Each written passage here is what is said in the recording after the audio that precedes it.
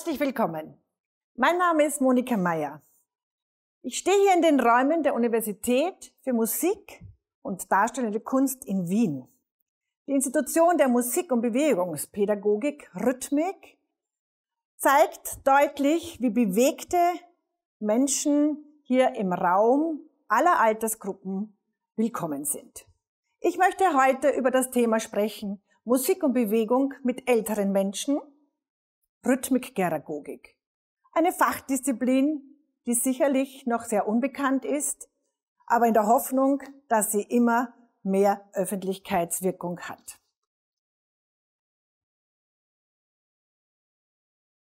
Wenn wir uns den demografischen Wandel ansehen, ist doch sehr deutlich zu bemerken, dass bis in das Jahr 2060 enorme gesellschaftliche Veränderungen stattfinden.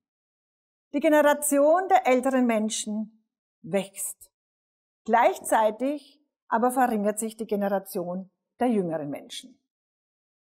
Was bedeutet das für uns als Rhythmikerinnen und Rhythmiker? Es ist eine Herausforderung, die es auf jeden Fall heißt, anzunehmen.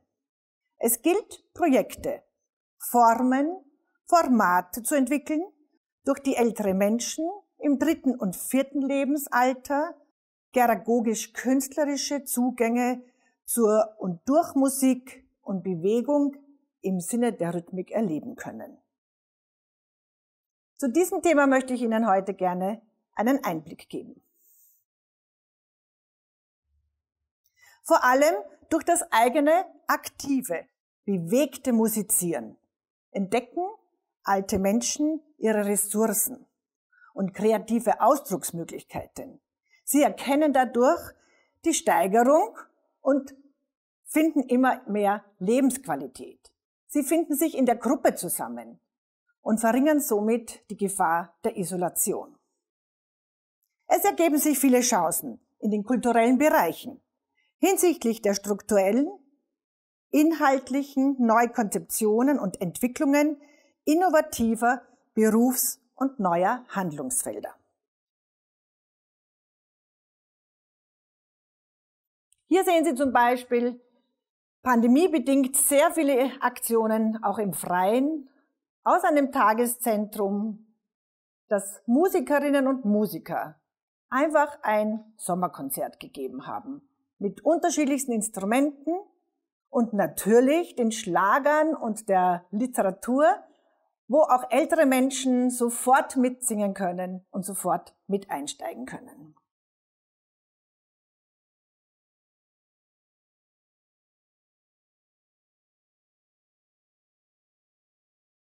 Alter, da fragen wir uns, was habe ich für ein Altersbild?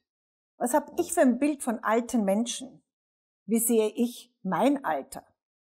Das ist eine ganz wesentliche Frage, wenn wir in geragogischen Situationen sind, um sich selbst zu reflektieren und vor allem innerhalb dieser Arbeit Veränderungsprozesse wahrzunehmen, sensibel anzusetzen und im interdisziplinären Fachaustausch unbedingt immer wieder anzusprechen.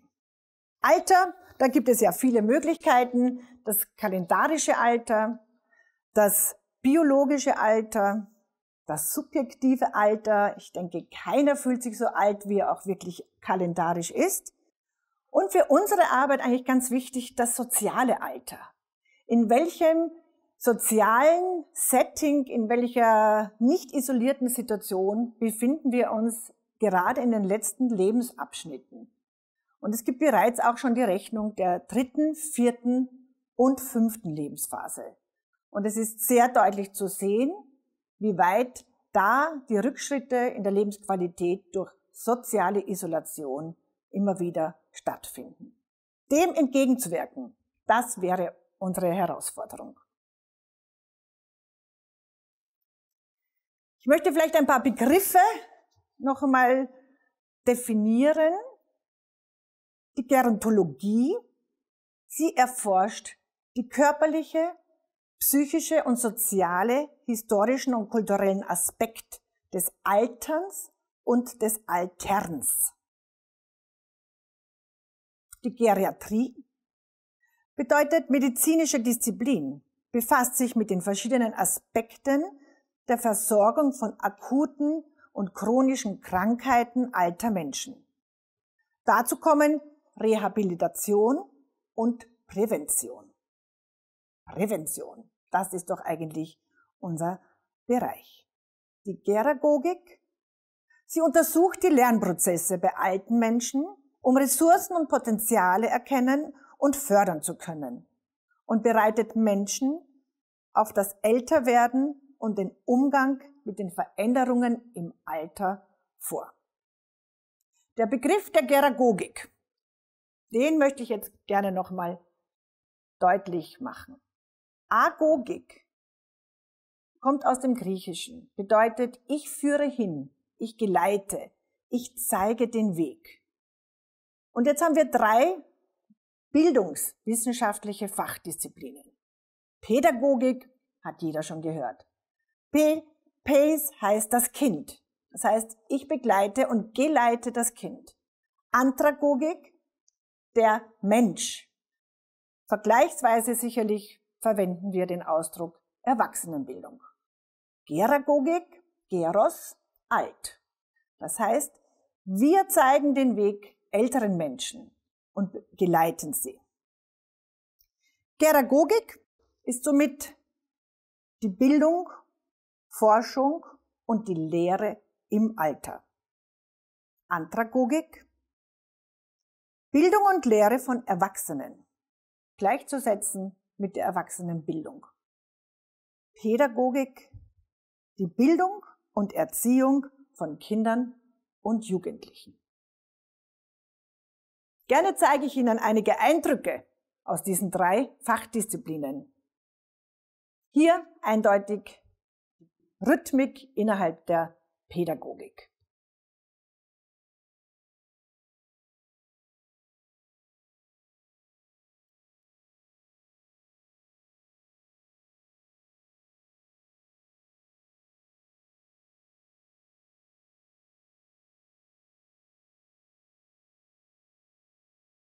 Da kommen wir schon wieder in die Erwachsenenbildung. Es sind Studierende aus dem Rhythmikinstitut. Auch hier haben wir sehr viel im Freien unterrichtet. Die Erwachsenenbildung. Und jetzt sind wir Rhythmik in der Gäragogik. Innerhalb der Gäragogik gibt es so unterschiedlichste, vielfältige Institutionen und Situationen, wo wir als Rhythmikerinnen und Rhythmiker in Zukunft willkommen sind. Hier sehen Sie ein Tageszentrum, wo die Menschen immer wieder einmal in der Woche warten und ich mit ihnen in Musik und bewegte Zeiten gehe, wo sie immer hinterher sagen, die Zeit ist viel zu schnell vergangen, das ist doch immer ein gutes Zeichen. Und eine ganz besondere Situation habe ich viele Jahre schon begleitet, nämlich die intergenerative Rhythmik. Das heißt, ich komme mit Kindern aus Kindergarten oder Schulen in die Seniorenzentren.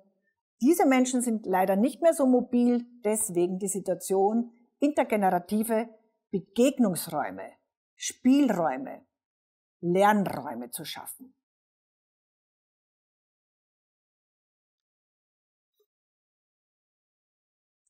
Generationsprojekte werden immer wichtiger, denn da das Leben und das Lernen zwischen den Generationen in den Familien immer weniger und zurückgeht, wächst der Bedarf nach den arrangierten intergenerativen Bewegungsräumen, Begegnungsräumen.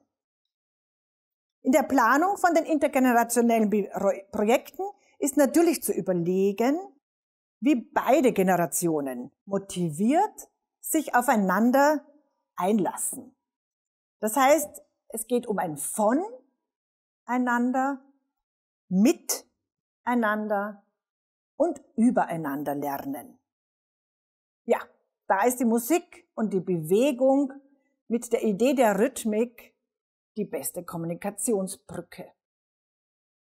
Es werden Themen aus den Lebenswelten, Sozialwelten und sehr, sehr wichtig, der einzelnen Biografien gewählt. Die Kinder erzählen, wie sie heute vielleicht die Wäsche waschen und die älteren Menschen erzählen, wie sie damals die Wäsche gewaschen haben. Wichtig ist, die generationsspezifischen und zeitgeschichtlichen Prägungen bei den Inhalten der Projekte zu berücksichtigen.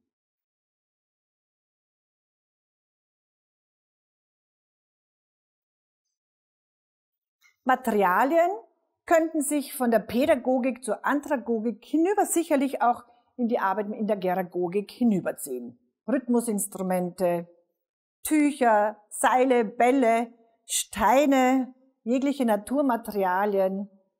Aber es gibt auch Materialien und vor allem die Wahl der Literatur von Schlagern, von Liedern, Volksgut, Kinderliedern, traditionelle Lieder und auch Orchestermusik von damals und deren Interpreten. Die sind es auf jeden Fall wieder hervorzuholen aus den Schränken, denn dadurch entsteht Erinnerungsarbeit. Erinnerungsarbeit, die so wichtig ist, sich mit dem eigenen Leben und der Vergangenheit noch einmal in Austausch zu bringen, davon zu erzählen und ein Stück weit es wieder mit ins Leben zu nehmen, lebendig zu werden.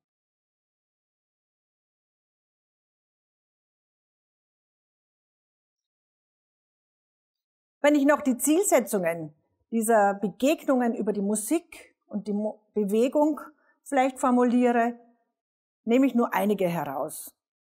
Oben steht für mich die Ich-Identität. Ich bin, ich werde gesehen und ich sehe viele Menschen wieder.